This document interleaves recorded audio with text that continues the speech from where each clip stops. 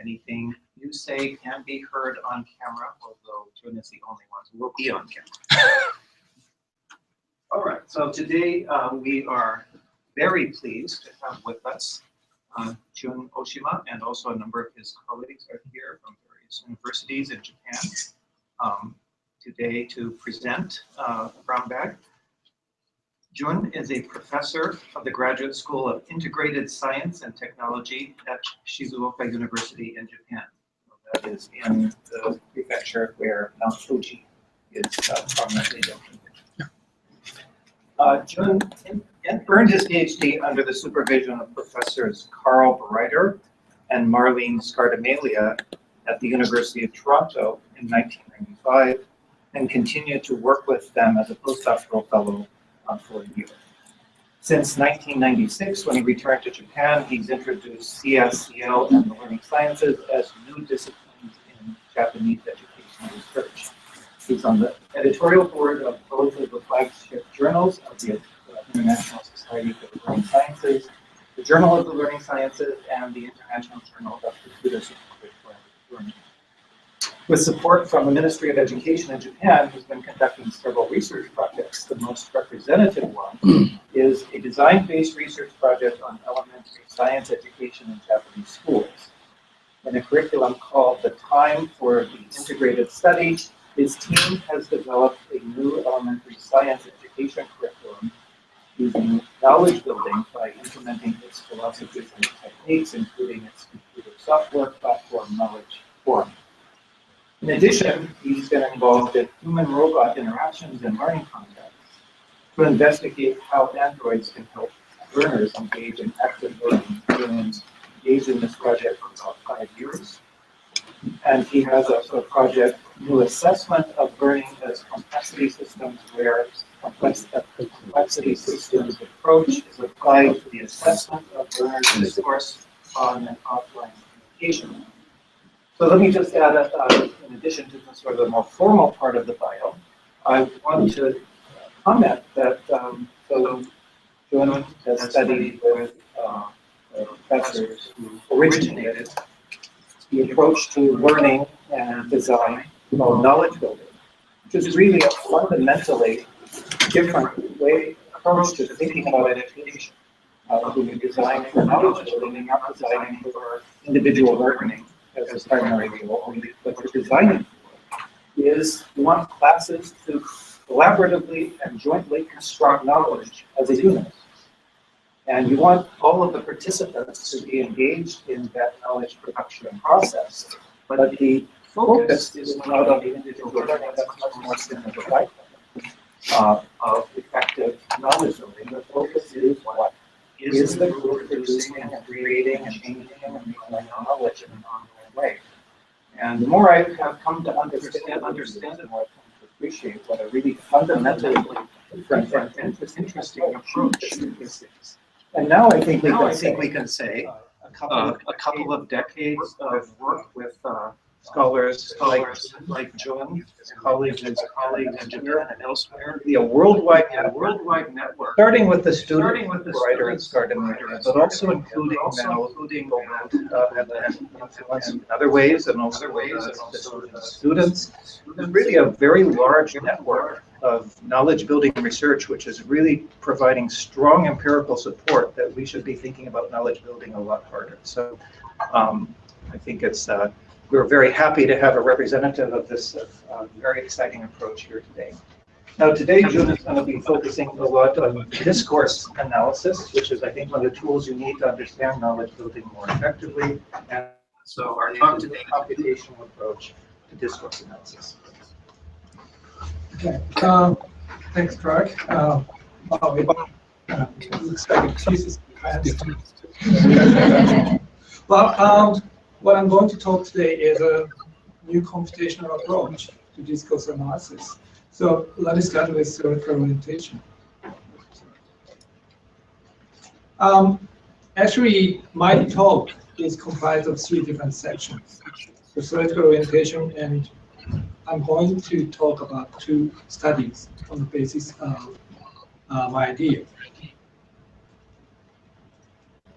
Sorry, let me just go back.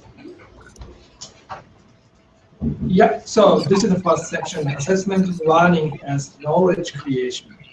I'm not quite sure we're familiar with knowledge creation, but this is a very big term in the learning sciences.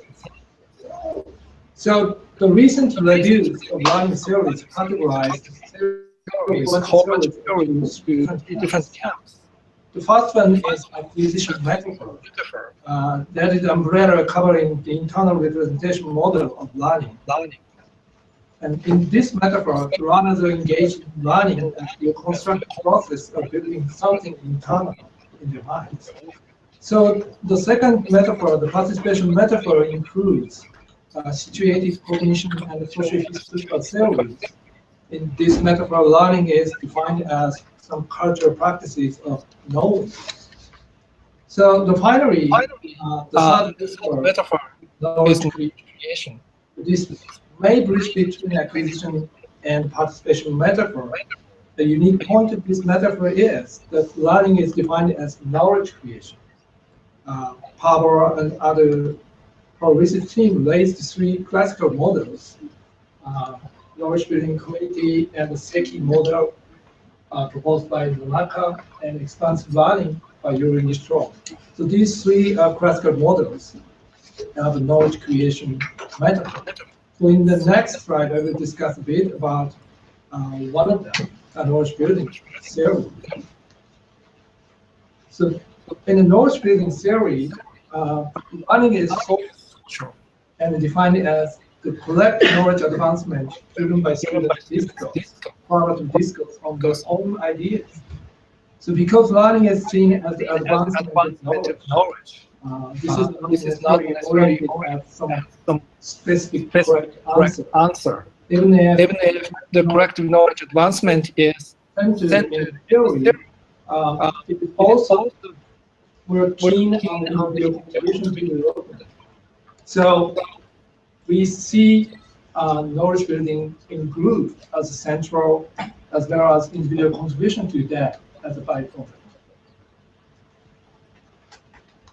So while the knowledge creation metaphor has been a big target in the learning sciences for decades, we have struggled to capture and evaluate the phenomenon because we didn't have any established methodology to analyzing that. So in the acquisition metaphor, for instance, we used categorizing and counting. That is a very typical approach to capturing knowledge building.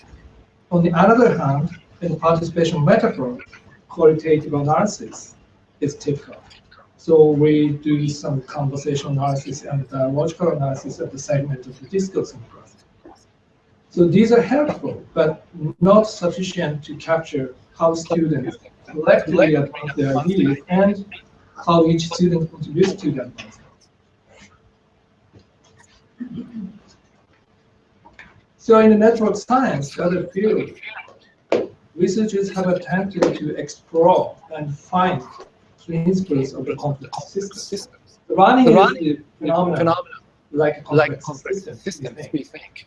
But using computational power, for instance, they found why people in the world are connected by 6 degrees of separation, why World Wide Web is so stable in its structure, even if many new sites appear every day, and so on. So these studies are categorized as computational social science or social physics.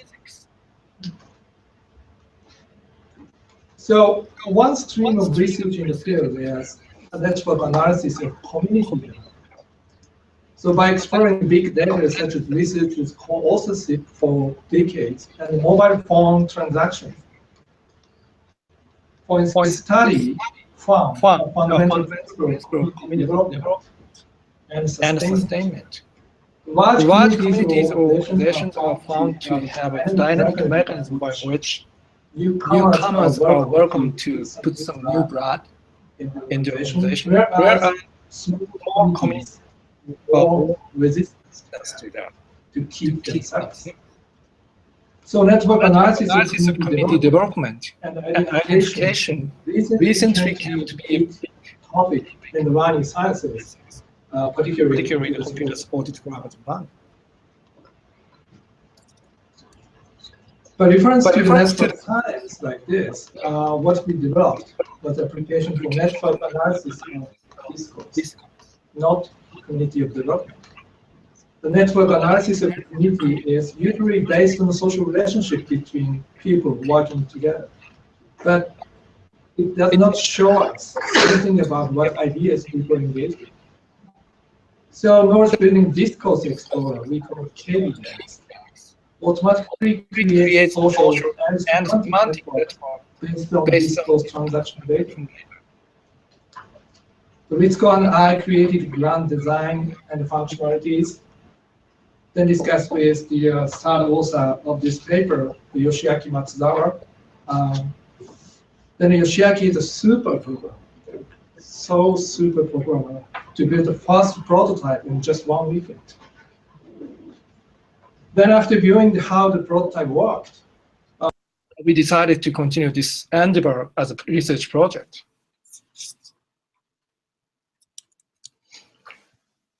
So what's the network analysis of discourse? So behind the network analysis of discourse, we have two grounding assumptions.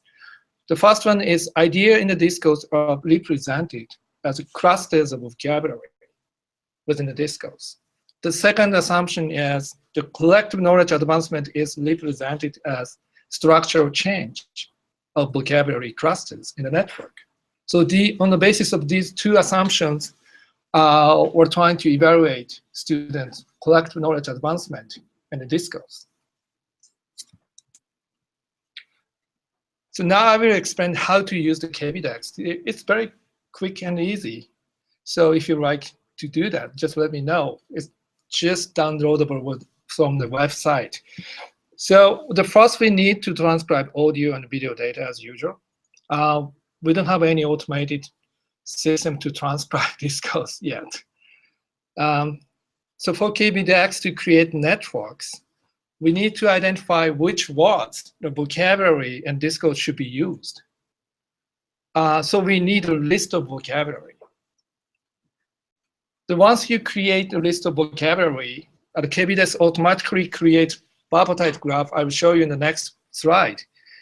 And KBDX demonstrates how structures of the networks change across discourse exchange by exchange. So based on its visualization or calculation, we can identify pivotal points of collective knowledge advancement and each contribution to advancement. I mean, each individual contribution to the advancement. So how does KBDX create and calculate networks?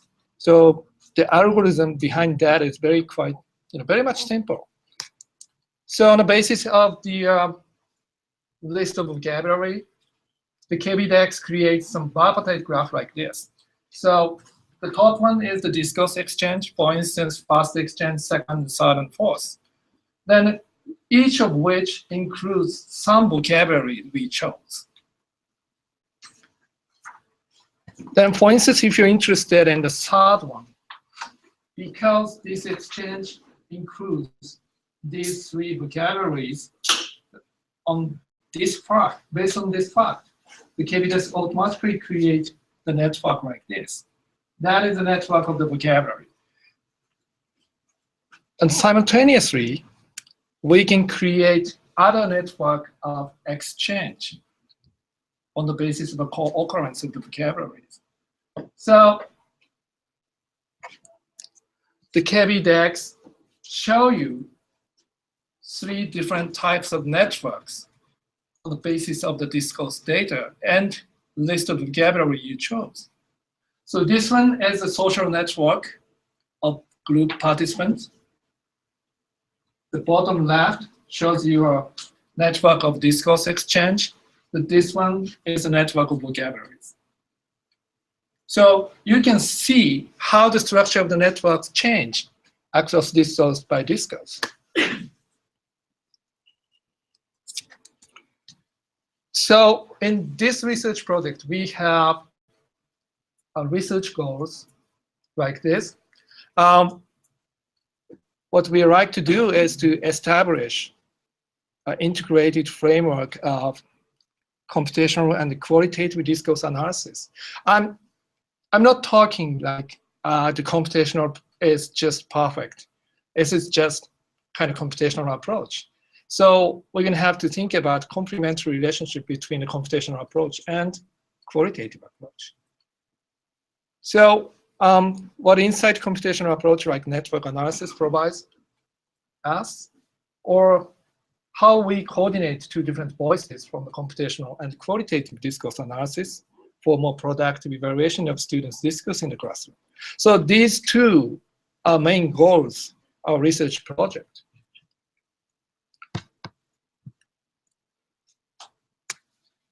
So let me go on to our first study we conducted. This is a part of the book, The Productive Multivocality and the Analysis of Group Interactions. That is the CSCR book published in ICSS and Springer.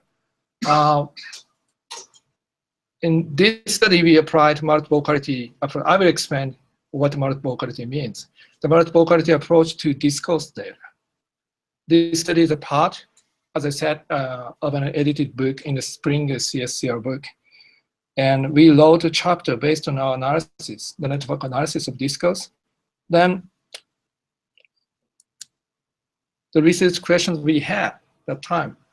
What does network analysis suggested in comparison with in-depth discourse analysis? Professor Keith Sawyer, he was at Washington University, St. Louis at that time.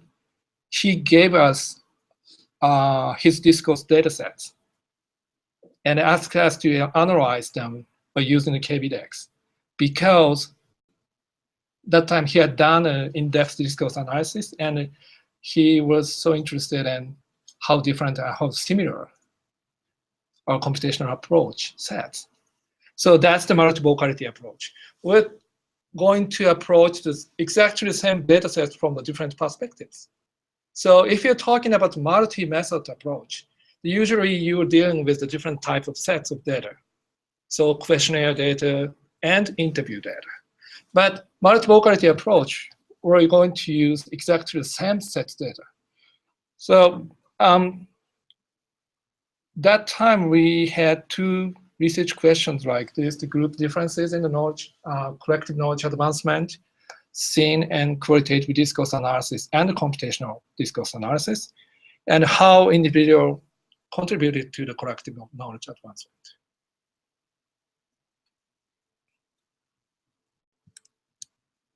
Okay, so research design, I told you, same data sets of discourse were analyzed and compared by two different methodological approaches. The one is the Keith conducted in-depth discourse analysis, particularly maybe the dialogical analysis of discourse, and a network analysis done by us. Then we compare the interpretations between these two approaches. The data sets. This is very interesting data set. Although I couldn't understand what they're doing like first time, because it's chemistry. I thought it was physics, but they say chemistry. I will just show you the problem.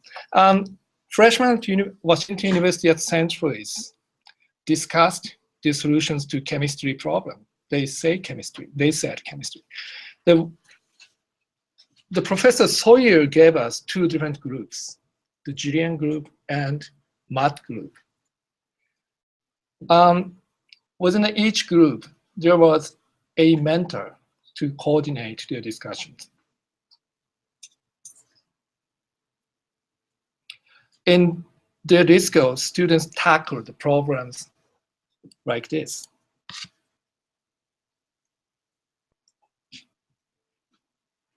I told you again, they say chemistry. I think it's physics.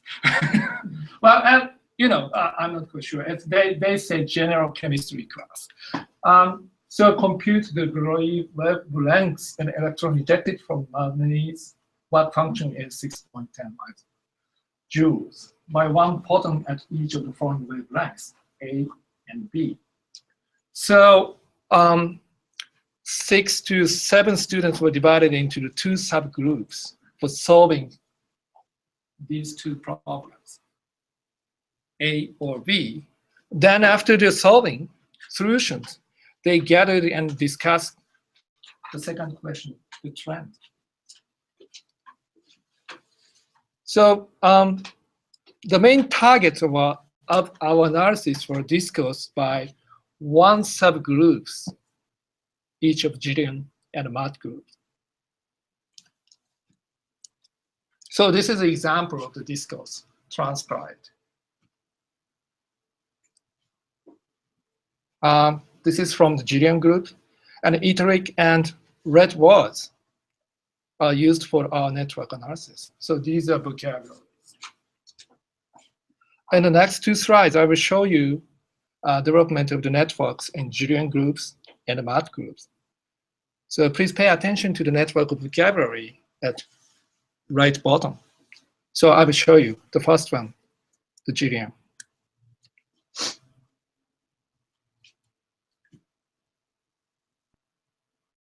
So in this group, the 3 students were discussing about the solutions. So we selected conceptual words as vocabularies.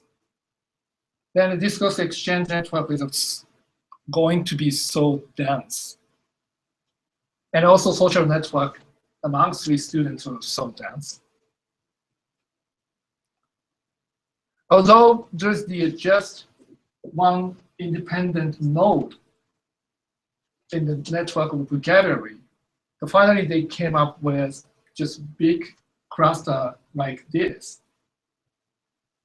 So this is the final state of the network, social network, network of discourse exchange, and this network of vocabulary. So this is a GDM group. So I will show you next. So, John, before you go on, could you explain, kind of tell us each of these diagrams, just go through what the nodes mean and this Okay, so organization means and the thickness of the lines means. So this is a social network. So node means students. So if you see the secret links between them, which means that they frequently interact with each other by using the same vocabulary. Then this is the exchange. This is a network of discourse exchanges, which means who said and the next who said. So this is kind of conversation terms. So each terms are linked to each other on the basis of the vocabularies. So this is kind of quite dense, but link shows you how the different discourse exchanges were shared with the same vocabulary. Then this is a network of vocabularies.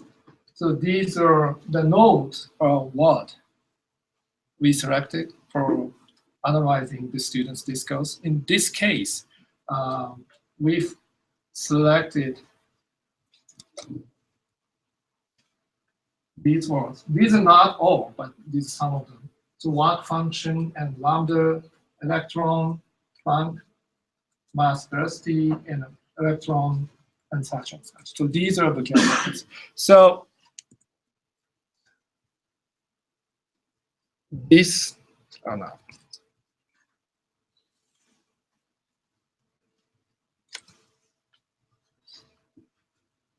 This dense structure of the vocabulary network suggests to you that students will share their conceptual ideas quite closely. So explain the difference between a thick line and a thin line. Thick line means that these words are frequently used. Adjacent, next to each other? Not next to each other, but used on the different discourse exchanges. So this network is a totally aggregate network. So it's based on the discourse, everything. So, but I will show you the next, in the next study, I will show you the different approach. But can you hold on? Yeah. I'm going to follow up from Claire's question. So the nodes there on the right-hand side, Mhm. where there's thick lines between them, the nodes are words that are used in the same clause. Is that right? Or, Yeah. I see. Then they're The frequency frequently used at the same in time. the same clause. Yeah, By same the clause. same person? Same clause. Not Not exactly, necessarily. not But necessarily. the same clause that could be constructed by one person or by different people together. Both. I think sometimes, just single individual talking about several times, and yeah, Okay. another time. So let me show you the next one. This is a math group. They challenge exactly the same problem.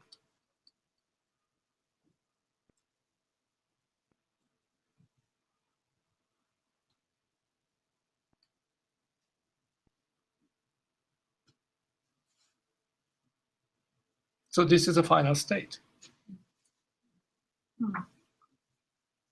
You see the big difference between the Julian group and the math group?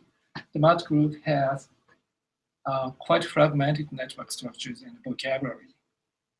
And also, density of discourse exchange network is not so strong. This example is based on what, the math problem? That's the problem, right? The same problem. Yeah, same problem. Using a different approach. Different group. Different group. So exactly the same problems. So Julian group and the math group, the different persons are mentoring groups. So just so that I'm clear, so in the bottom right-hand side here, so those nodes indicate that there were some vocabulary words that were never connected with the others. Yes, They talked that's about right. them, but they never. Exactly, that's the point. Mhm. So computationally, we can visualize the differences in these two groups by using some measures. So in the network science, we usually use degree centrality. This is kind of measure of the density of the network structures. So these two graphs, the lines, shows you how the two groups developed their network. This is based on the vocabulary networks. So the horizontal line just shows you the order of the discourse exchange. So you just found the math group just quickly finished their discourse. They just 100, or no, there's a 200 or something.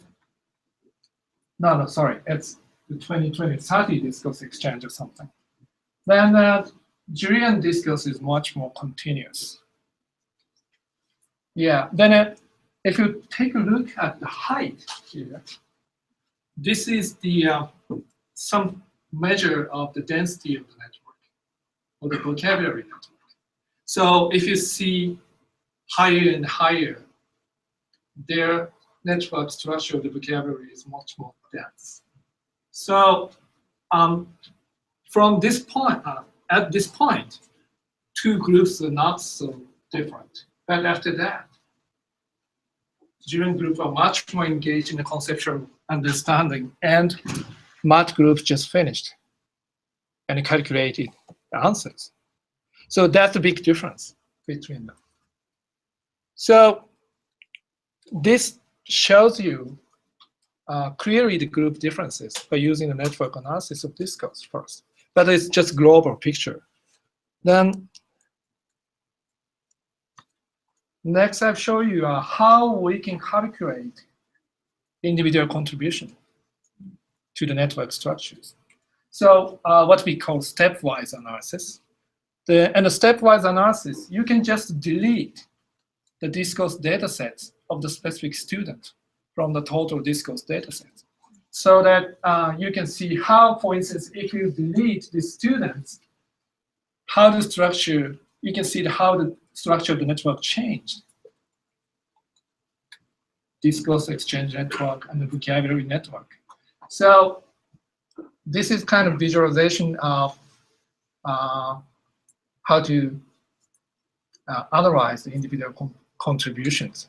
So, for instance, if you delete this student's discourse dataset from the total dataset, the vocabulary network was drastically changed. The displacement between the total discourse and discourse without this specific student as the contribution of this student. So this is the graph of the displacement of each student's deletion from the total discourse. As you see in the GN group, one specific student had a big contribution to the collective knowledge advancement. But in the math group, all the 3 students were engaged in at the same rate of the contribution. Then this is the big difference between Keith's analysis and our analysis. The Keith told us in the GN group, students were evenly engaged in the collective advancement of knowledge. But in a computational approach, we found the big difference between one specific student and the other. So let me just summarize the findings. The group difference, this is quite similar to Keith's analysis. The GN group was more oriented at conceptual understanding and solving the solution, and I mean the problem. But if we analyze individual contributions to the group activities, the dialogical analysis suggests that GN group students are more engaged in the discourse, and also they're equally distributed. But our computational analysis suggests that student contribution to the collective knowledge advancement was unevenly distributed in GN group. So why and how did it happen? I mean, 2 voices said the different things. One possible interpretation of the difference between the computational network analysis and dialogical qualitative analysis is maybe the difference between difference in how to deal with the discourse. So our computational approach deals with the discourse as just sets of words. So in a sense, maybe we are not actually dealing with the discourse, but just words of sets of words. So who used which words concurrently? So, but we could just capture the point of some drastic change of the discourse. So this should be the productive moments by groups rather than individual contributions. Although some specific students say quite important phrase, that should be created through their collaborative discourse before that. So all we can do is just find out pivotal points of the discourse computationally. Then after that, we go back to the original data set, then reverse engineer why it happened. So that'd be a complementary relationship between a computational approach and in-depth discourse analysis. So this is kind of our approach in the next study. So transpect the discourse and create a list of vocabulary. Then first we visualize the networks for finding out pivotal points. Then if you found pivotal points, okay, that's the point we're focused on more details. So we just go back to the original discourse transcription, then trace back maybe 10 or 15 discourse exchanges. It depends on the length. But we can figure out how the different individuals are engaged in the collective knowledge advancement. So this is the first study. What time is it? Okay. So in the next study, I will further show how to implement the integrated framework of discourse analysis in STEM education, for instance. So are you familiar with the jigsaw instruction? Okay, so students are involved in the two different types of group activities. In the first activity called expert activity, students in groups work on one of three, or maybe usually 4 different research questions. Then they are shuffled again to create another group activity called the jigsaw group. In the jigsaw activities, the students from different expert groups share and discuss to integrate the different pieces of knowledge so that they can come up with total conceptual understanding. So this is a basic structure of the jigsaw instruction. So this instruction has been used in the learning sciences for many years. The most representative one is facilitating community of learners by Anne Brown and her research group. And they put the jigsaw instruction as the center of their curriculum. And a Japanese scholar like Miyake and her research team developed knowledge constructive jigsaw instruction based on the Anne Brown's work and her theoretical orientation of the constructive interaction in collaboration.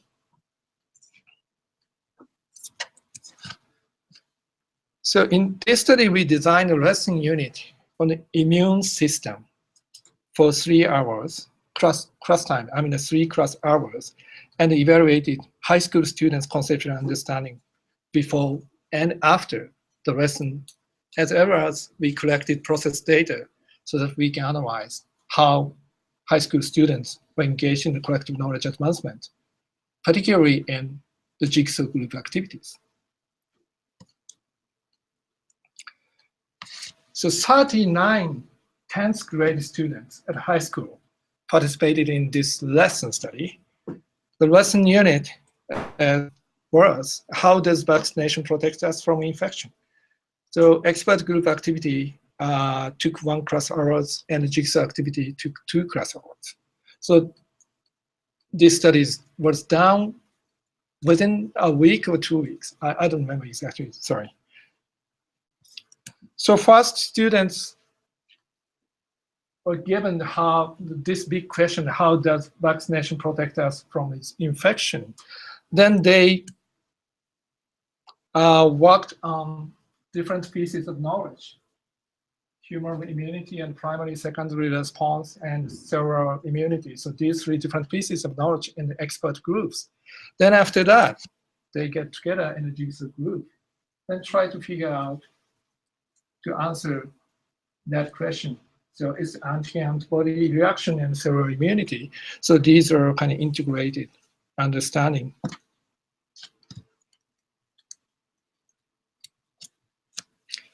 So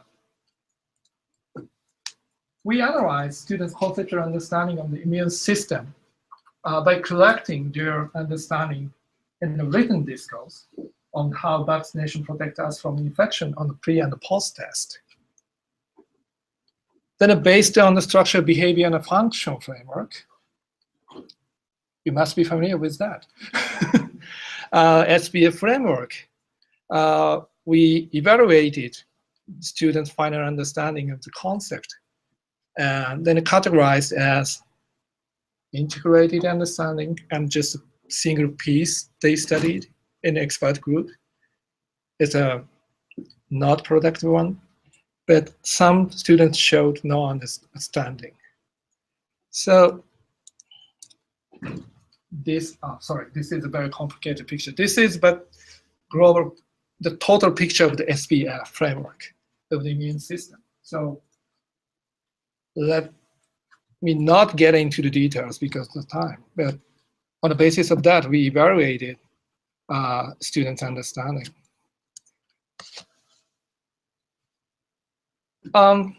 We omitted 4 students because they did not complete post-test.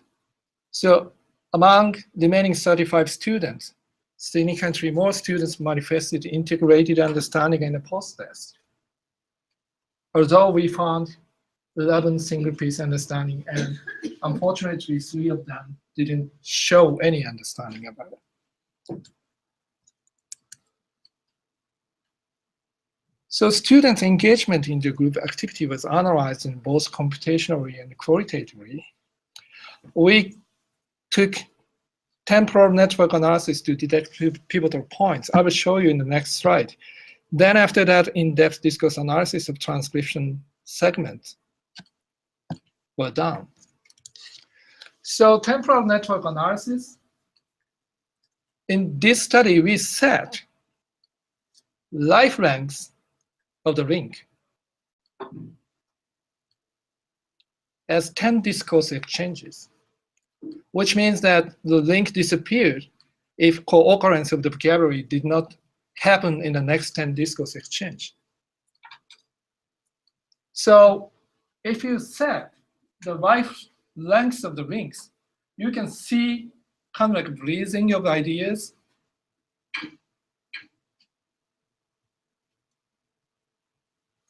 And the shift in the topics of the discourse in the vocabulary network, like this. So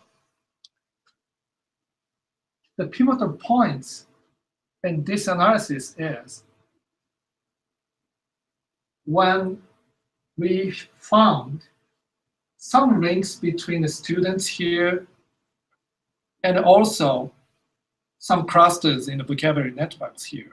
So, which means that the linked students are shared these ideas within the discourse. So that is the pivotal point for us to get involved in the discourse analysis in more details.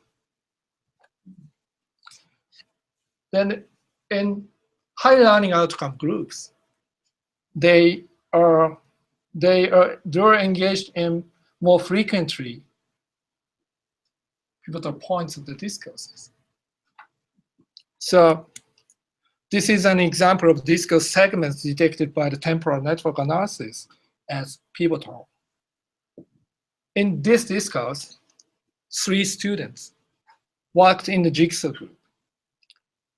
In the post-test, 2 students of the 3 had fully integrated understanding, and the other had just partially understanding. Can I identify which student had a partially understanding? I will show you the next slide. So this is the segment, but if you just pay attention to this discourse exchange, I guess they're talking about 3 different pieces of knowledge related to the immune system. And they try to create their own answers to how vaccination protect them from infection.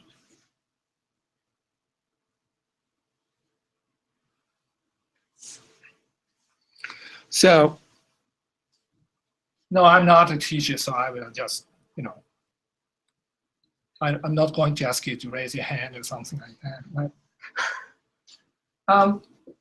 Student B was identified as partially understanding because she was not involved in discourse so deeply. She was told by student A what to do. Student A is a kind of big contributor to the discourse, as you see. But all the student B did here is the revoicing. Okay, so I mean substance called cytokine. Cytokine? Yeah, cytokine. Oh, you, the student B, put this down twice on the worksheet. So this is kind of regulation of others. So she was never involved in putting new ideas in the discourse. But student C, even though he was involved in the discourse exchange just once, he challenged student A's understanding. Wait a minute, how about memory T cells? Are they part of the activated cells? So this question is very important. So this dialogical analysis was conducted after we found the pivotal points by using the network analysis. So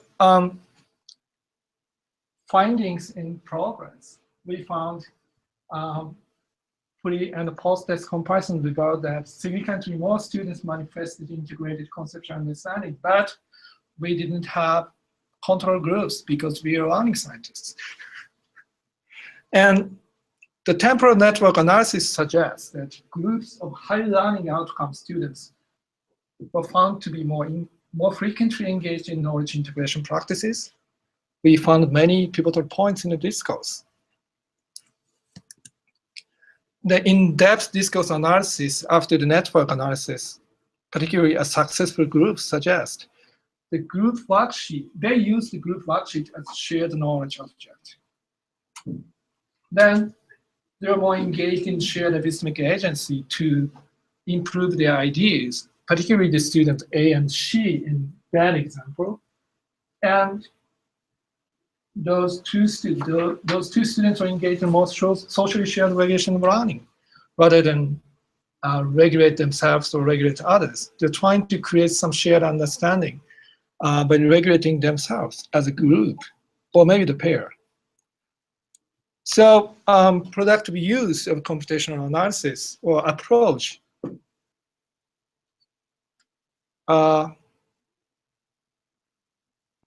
well, the computational approach provides us a numerical visual insight on how group activity unfolds, how similar or different groups are from your analytic perspective. It depends on you because you chose the list of the vocabulary. Then which part of the discourse is promising to analyze deeper, which means the pivotal points. That's all a computational approach can do right now. Then computational and qualitative approaches are complementary, coordinated to handle with large sets of discourse data. The computational discourse analysis for group differences and the pivotal points detections, you can do that quickly without categorizing and counting. Then, if you found any pivotal points of the discourse, you can do qualitative analysis of discourse for pivotal segments detected. So this is final remarks. Well, in many articles, the learning scientists usually collected large amounts of discourse data but analyzed its part. Then in the presentation, usually they say like, oh, trust me, this is an important point. Then you just put the narratives first. Okay, stories in the classroom discourse is like this. Then we focused on this point. But why that point? So the computational approach helps us to say more confidently, okay, you see this is a pivotal point in the network analysis, whether you trust me or not. Data just tell you. So that's the point we like to attain by coordinating the computational approach and qualitative approach. So this is the end of my talk. Thank you. Arigato.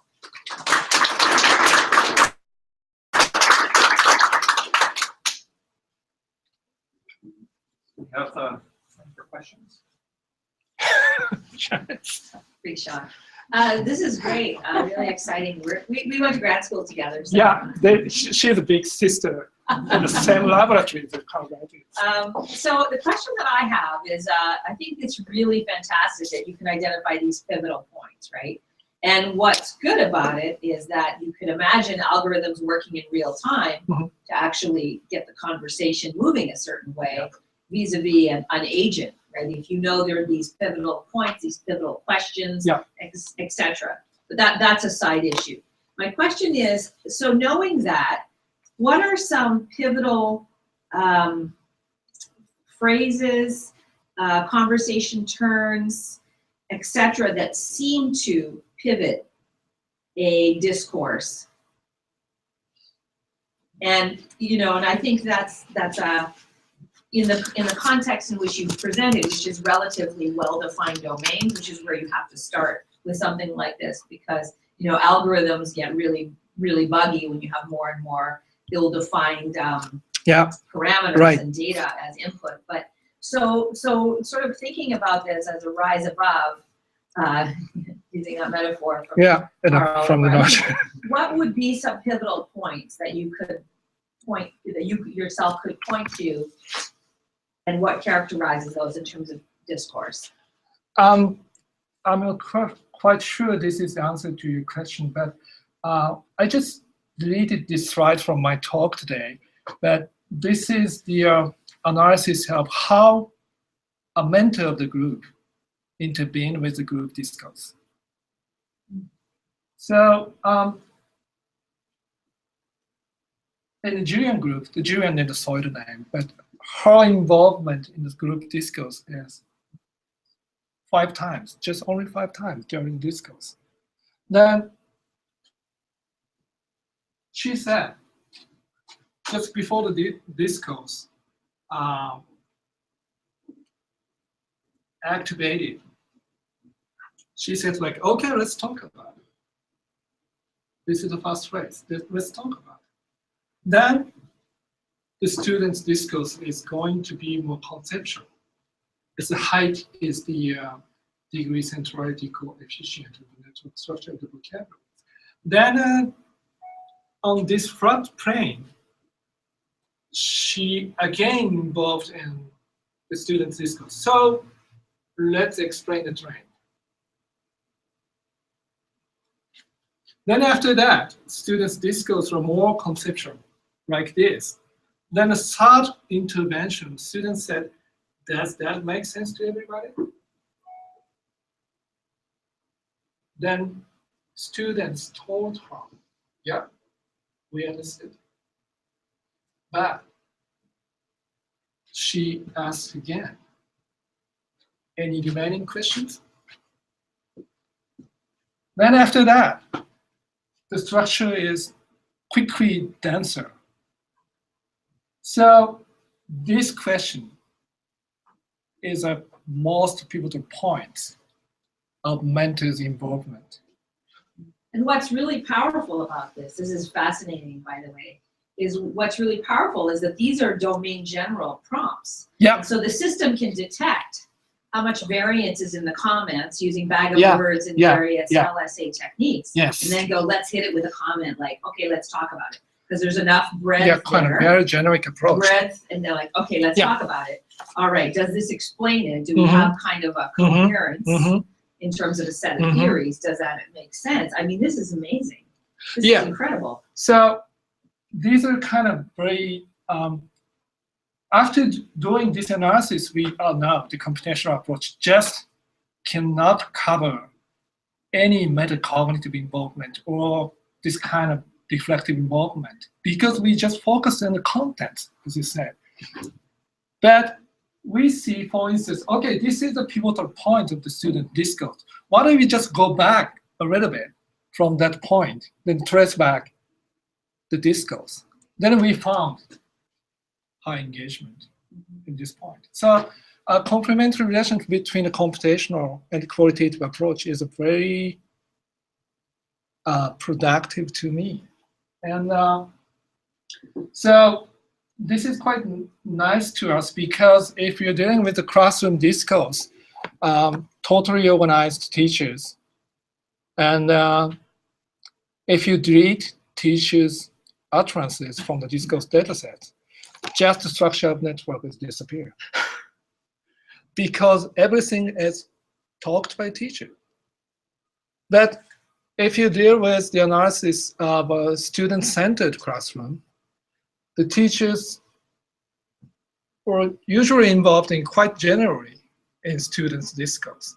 So they don't say much about content, as you imagine. So in that case, we just detected, in this case, the mentor's involvement or teacher's involvement, then see how that involvement to be effective or not by calculating a student's discourse, structure, density of the network structure of the vocabulary. So the combination between specifying the point and see the numbers is quite powerful. The teacher could be monitoring this in real time, right? Mm-hmm. So it could be like, okay, there's enough variance and enough kind of consistent themes. Yeah. She could say, okay, everybody stop, let's have a conversation about some themes that are emerging. Mhm. And what are the pros and cons? So if it's a scientific theory, let's debate the evidence of A, B, C, right? And then as a group, what do we think about this? And then, move it forward. Right? Yes, right. So if you compare, for instance, Julian group and Matt group, Matt didn't have such involvement in the discourse. So that must be the big difference. Right. Then we again and again and again look at the video recordings. Why the Julian said this, but we couldn't figure out. Sure. Yeah, I had a question. So back to the first study. Uh-huh. You may have said this, but I didn't catch it. So I understand you took data, someone gave you data from a study that they did, and you did the discourse the analysis using the computer program. And they had already, had they already analyzed these data and come up with some conclusions? Yeah, but it was completely blind comparison. I just didn't ask him about the results before finishing our analysis. So did you, in the end, take what you found and take what he found using his regular discourse analysis and compare them? Yeah. And what were the results? So the big difference between, sorry, this is not this slide.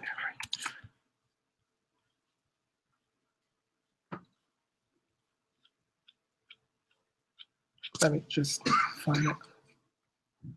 Okay. You did a more traditional. Yeah, dialogical analysis.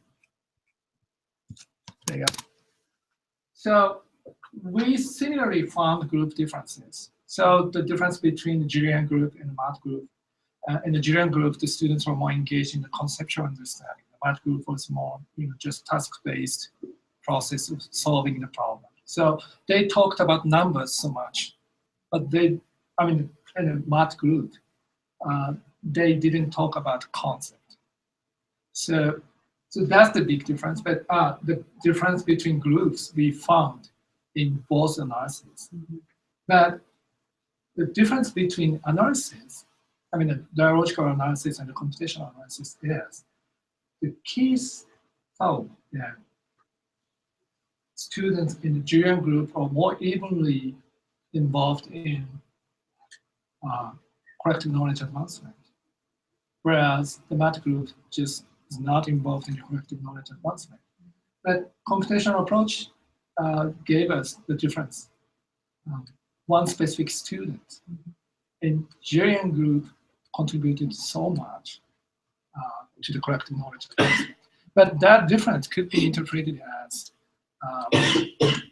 we actually approach the same data set, but from a completely different perspective.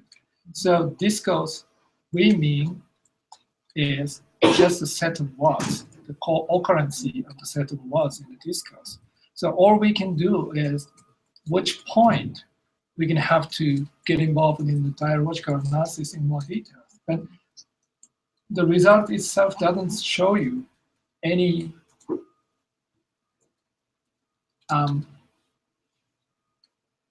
meaningful interpretation. The network analysis is more like a factor analysis of the data. You're going to have to interpret. So to interpret the results, we're going to go back to the items or go back to the original discourse. But you don't have to do that, hold the discourse data. All you have to do is just analyze pivotal points. I think we have time for one more question. Thank you for this. Thank you for coming. This is fascinating. Can you say a little something about, what are the challenges that researchers face in identifying vocabulary words and in setting temporal parameters in the proximity of the co-occurrence of the vocabulary? Because that seems to be central to identifying pivotal points. And other things. Well, we can do a variety of different things. For instance, latent semantic analysis has the very similar algorithm to analyze the data, but they're much more oriented at content in comparison with our analysis. Then other approach is this is quite interesting one, but epistemic network analysis at University of Wisconsin at Madison. Their team created the network analysis after you coded discourse. So you first coded the discourse, then you can calculate frequency table of the categories, then do some network analysis. So in that case, if the different words mean the same thing, or you can just categorize the discourse exchange, then do the network analysis. In that case, the network show you is not network of vocabulary, but network of actually the discourse, I think. So it depends on the purpose, a whole variety of different ways. But today is a day where Professor Oshima has kindly agreed to stay to have one of our after brown bag sessions where students and any interested faculty to follow up and ask any additional questions. So why don't we adjourn for 7 or 8 minutes, and then we can reconvene here to have a follow-up discussion. Thank you very much. Thank you.